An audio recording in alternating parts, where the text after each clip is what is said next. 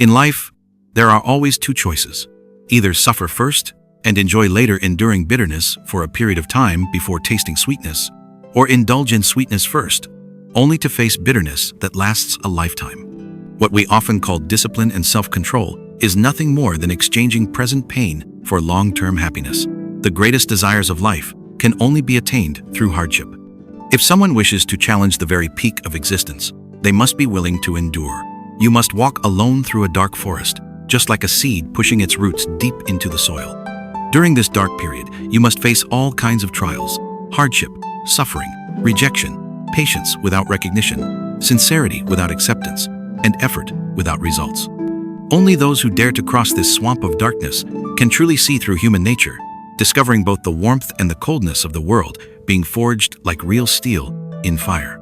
Endurance is not simply accepting things as they come. It is the silent accumulation of strength. Every remarkable achievement is built on persistence. Every success and reputation is born from hard work. True growth arises from desperate circumstances, and real strength belongs to those long nights of deep reflection in silence. I know your life is very busy. That's why what I'm saying is not always easy to absorb, especially if you only hear it once. It may be difficult to fully grasp. My advice is this: listen until the end, then come back to it again and again, whether in your free time or while doing housework. Save it, share it, keep the playlist handy. I promise you, within just a few short months, your mindset will rise to a whole new level. There's an old saying, the melon seller praises his own melons. On the surface, it sounds like arrogance, but in truth, this kind of self-praise is sometimes necessary. Society is like a vast jungle. In it, we constantly face opportunities that require us to rely on ourselves to fight and to claim what we deserve. If you have the ability, then be confident, be bold, and compete for the things that many others cannot achieve. Never let yourself disappear into the crowd or hide in the shadows, forgotten. Always remember this: a truly successful person will make themselves shine, like a magnet drawing the attention of everyone around. Let me share with you a story. There was once a fine horse, slim in appearance, blending unnoticed among the crowd. Its owner never realized that it had extraordinary ability to run, and the horse itself never tried to demonstrate it. Deep down, it believed that one day, a wise king would surely recognize its greatness and rescue it from an ordinary fate. One day, that moment actually came. The horse met the king. The king quickly sensed that this was no ordinary horse. He told the horse, "If you can run a trial for me, I will choose you." But the horse thought to itself, "Why should I prove myself? If he were truly a king, he would simply trust me. The fact that he demands me to run means he must be an imposter." Perplexed, yet pressed for time, the king could not wait any longer. He left, disappointed. Years passed. The horse never met the king again. It grew older, its strength faded, and eventually its owner, seeing no value in it, slaughtered it. At the end of its life, the horse sighed in bitterness, unable to understand why the world had treated it so cruelly. Objectively speaking, the fate of this horse was indeed tragic. Perhaps it was a case of talent, meeting misfortune, spending its entire life hidden among mediocrity, never being seen, and never being chosen. The king lost the chance to appoint it, and the owner failed to appreciate it. But if we truly ask, who caused this tragedy? Was it the owner? Was it the king? In truth, neither. The only one to blame was the horse itself. If, on that very first day, it had seized the opportunity, if it had bravely stood before the king, fearlessly showing its unique qualities and proving its ability, then perhaps it would have escaped the narrow confines of its old stable long ago. It might have stepped into a vast world of freedom, where it could fully demonstrate its strength and talent. There is an old saying, "Good wine fears no deep alley." But in reality, if the wine hides itself too deeply, no one may ever discover it. Not exactly. Believing that true talent will always be discovered is not only misleading, but it also delays the rise of many true heroes. Think about it. How strong must a fragrance be to drift out of a deep, narrow alley and reach the noses of passers-by? And even then, how many people would actually take the time to pause, follow that scent, and search for its source? More often than not, the fragrance remains hidden, unnoticed in that alley forever. Many people lament that they are talented but unlucky, that they never meet the right timing, but they fail to awaken to this simple truth. If you have ability, you must show it. If you have strength, you must display it. If you remain silent, who will ever know the plans, ideas, or talents buried inside your heart? Who will be the one to pick the good horse out of a herd of countless others? Too often, people live in constant hope, waiting for a wise king from afar to notice and appoint them. But the reality is harsh. Fine horses may be common, while wise kings are rare. Not every leader has the sharp vision to recognize hidden talent and place opportunity directly in your hands. So while you are still daydreaming, still waiting, other horses have already charged forward, thundering across the field, capturing attention, earning their stage to shine. And you? If you remain silent, you will naturally sink into obscurity, swallowed by the crowd of mediocrity, with no one to ask who you are. This is reality whether you like it or not. The truth is, good things will not come knocking on your door. Everything must be fought for, claimed with your own initiative. Even if money were to fall from the sky, you would still have to bend down to pick it up, and even more, you would have to be quicker than others to get it. Gold buried in the ground will never shine. For it to glow, there are only two possibilities. One, it is discovered by a miner by sheer luck, and that is a once-in-a-lifetime chance. Or two, it forces its way out of the earth by its own strength. If you are truly gold, then this second path is almost certain. That is why even those overflowing with ability must learn how to present themselves. You must become skillful at displaying your strengths, making sure your qualities stand in front of others so that you are seen as the talent that people are searching for. Take the modern workplace as an example. Those who silently work hard behind the scenes are often overlooked. A successful person needs more than strong ability. They must also know how to express it. Only then can you stand out. As the famous American speaker Dale Carnegie once said, "You should be glad you are unique in this world, so showcase that uniqueness." In today's world, where self-worth is highly valued, ability alone is no longer the sole condition for success. You also need to promote yourself, to advocate for yourself. This is not arrogance, it is a strategy, a method to seize initiative in life. We have all heard the saying since childhood, the greatest enemy of man is himself. But why is that so? So, perhaps this is the true essence of discipline. Because if a person wishes to overcome their current limitations, it is not only a matter of intelligence, it is also about mastering self-control. The weaker a person's self-control, the closer they remain to their animal instincts. When hungry, they simply eat. When tired, they simply sleep. Their reluctance to change, their laziness, their constant procrastination, these habits enslave them to their basic physiological needs. But if you cannot control your own life, how could you possibly control or lead others? To rise above, you must summon a greater force of will, one that is stronger than your cravings for food, for comfort, for laziness. You must replace desire with purpose. You must trade short-term pleasure for long-term pursuit. On the journey toward your goals, there will be times when you are forced to choose. Will you strive toward enlightenment, like the Buddha, through learning and practice? Or will you fall back into a simple, indulgent, and even passive existence like the pig who finds temporary joy in returning to the mud? Yes, the pleasures of indulgence may feel comforting for a while, but in the end, you are destined to be consumed by them. True strength does not mean you will never feel powerless, because even the strongest face moments of weakness. And here lies a painful truth about people. Human beings are, at their core, deeply practical. When they cooperate with you, often it is driven not by sincerity, but by their own self-interest. They may treat you well, but only so long as it benefits them. You may attract admiration because of your appearance, or you may be liked because of your wealth, but that is not love for who you truly are. And so, conscience grows restless in the current of life. People will walk beside you, but only for a distance. Some companions will stay for a short while, some are merely passers-by. A rare few will remain with you for a very long journey, but no one, no matter how deeply they love you, can walk beside you forever. Because in the end, no matter how strong the bond, one will always leave before the other. In the end, you will still be alone. The truth is, those who are truly strong are often the ones without support. They rely only on themselves. They become mountains. So, how do we strengthen ourselves? Lower desires can easily be satisfied through hobbies and passions. But look at the world we live in today, the era of information overload.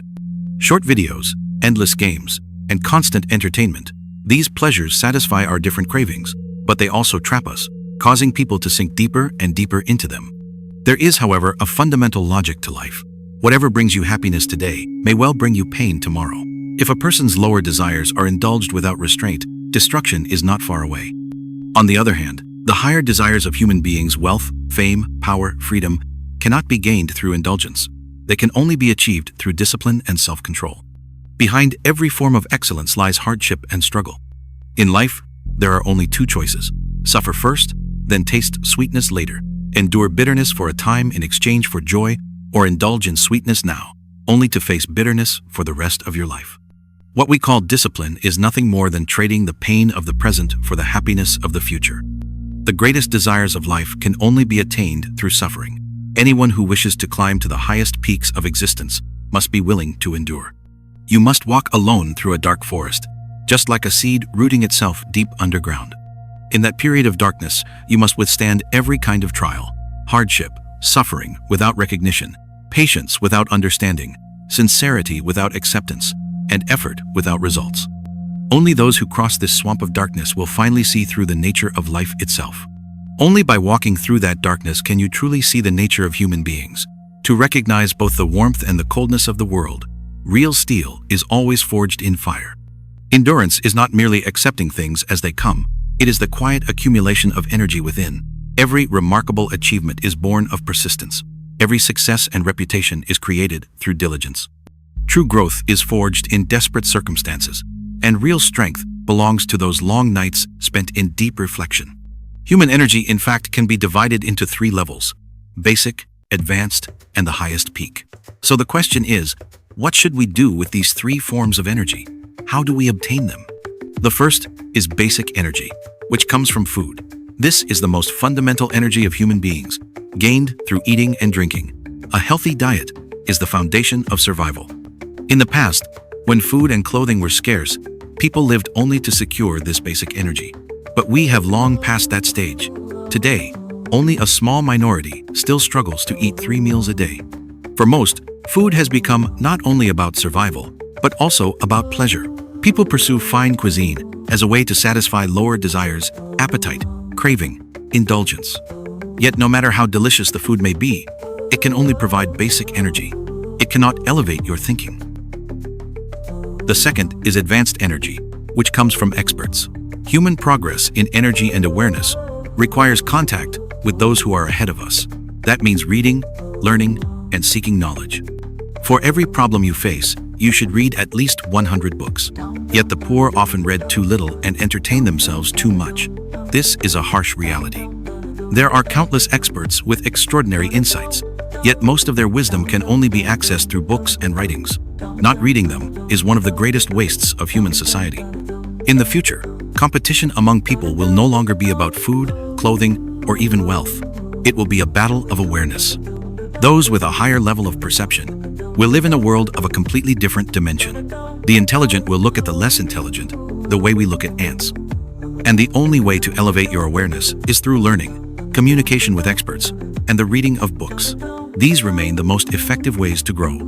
Finally, there is the highest energy, the energy that comes from within yourself. As Lenin once said, when a person begins to reflect upon himself, that is when true awakening begins. The journey toward greatness begins with one simple realization. The only thing I know is that I know nothing. The speed of a person's growth depends on how long it takes them to recognize their past mistakes. If you only realize your foolishness halfway through life, say, at the age of 50, it means it took you 50 years to grow. But if you can recognize your ignorance within just a single month, then congratulations, you have advanced within that month. Foolishness itself is not terrifying. What is truly terrifying is failing to recognize your own foolishness. The most effective way to reflect is by using other people as mirrors to reveal your own problems. Ordinary people prefer to hear pleasant words, just as children love to eat sweets. Experts, however, prefer to hear uncomfortable truths, just as adults appreciate the bitter taste of tea that cleanses and heals. Never assume that you are right in everything. Ego is the greatest obstacle to your own success. When you meet someone less capable than yourself, remain firm in your thinking. When you meet someone equal to you, learn to question yourself. And when you meet someone superior to you, be willing to set aside your own views. Always remember, in this world, there is no such thing as absolute kindness. The moment you are weak, that is when the wicked appear in greatest numbers. Human beings always carry two sides, good and evil. When you stand in the heaven of a strong culture, people are more likely to treat you with kindness. But when you are weak and insignificant, they will show you cruelty because the cost and consequence of hurting you is so low. Being weak is not the real danger. After all, even the strongest once started from weakness. What is truly frightening is sinking into weakness, walking the path of fragility without ever realizing it. If you wish to rise from weakness to strength, then you must always stay awake to this truth. First of all, keep your distance from toxic people. Those who delight in stabbing others behind their back, in rubbing salt into wounds, in laughing at misfortune, when you fall into difficulty, they will do the very same to you. That is why you must stay away from such people. The second point, learn to resist shallow words. Phrases like forgive and forget, or repay hatred with kindness, sound noble, but they are often empty. Do not fall for them. Some debts must be paid. Blood debts should be repaid with blood. Do not forget grudges too easily. Against those who are unreasonable, you must strike back. Make them taste pain. Otherwise, they will never stop tormenting you. The third point, blame yourself before blaming others. When you encounter the wicked, when you are cheated or humiliated, don't be quick to accuse others. First, reflect on yourself. Blame yourself for not being able to see through people. Human nature is extremely complex. We rarely have enough references or background information to judge someone clearly. That is why we must, in ordinary life, expand our network, participate in social activities, meet different kinds of people, and carefully observe human nature. The ability to read people does not come naturally. It doesn't come by waiting. It is sharpened through constant friction with life, again and again, through experience. The fourth point, elevate your own value. When you become truly strong, others will think twice before trying to harm you. If the cost of bullying you is too high, they will choose to back off. Only by becoming stronger can you escape the fate of being trampled on. So from this very moment, stop wasting energy on people who don't matter. Start focusing on learning how to earn money, how to build health, and how to grow yourself. Never place your hopes in anyone else. As the old proverb says, lean on a mountain and the mountain will crumble. Rely on a person and the person will leave. At any moment in life, you must have the power to stand on your own. Sweat for yourself, work for yourself, and eat from the fruits of your own labor. Finally, let me add a thought about human nature so you can broaden your worldview. Why is it that some people, even in the darkest hours of night, can earn so much money? To answer that, we must examine three of the lowest and most brutal parts of human nature, the source code that drives much of human behavior. They are the gambler's instinct of the poor, the greed of women, and the vanity of men. The first of these, the gambler's instinct of the poor. Many young people with nothing in their pockets dream of striking it rich in one night. They are willing to risk everything on luck, thinking a single chance will change their lives. But luck is the cruelest lie, and it is this instinct, the desperate gamble, that traps the poor in endless cycles of loss. Let's talk about something that most people see every day but rarely think deeply about, the nightlife scene. Imagine this, you see people with an income of maybe 10 million VND a month, yet they save up just to book a VIP table at a nightclub. Why? Do you think they really love dancing under the neon lights? The truth is, they're gambling. Gambling that tonight they might meet a wealthy man or woman who could change their life. Gambling that they might hook up with someone attractive in the club. Gambling that their friends will stay until sunrise, creating memories together. That's the real atmosphere marketing wrapped in illusion. Nightclubs are designed to feed this very gamble. Now, let's move to the second code, the greed of women. Think carefully. Have you ever seen women voluntarily pay for their own VIP table, their own expensive drinks, just for the fun of it? Rarely. Instead, many step into the bar with dreams. Stage 1. Hoping a rich man will notice them, save them, and change their life. Stage 2. The illusions fade. They start working harder, focusing on paying debts, carrying their own burdens. Stage 3. When youth, health, and spirit are gone, they often return to their hometowns, relying on family or matchmakers to settle down. Even the luxury cars parked outside the club? Don't be fooled.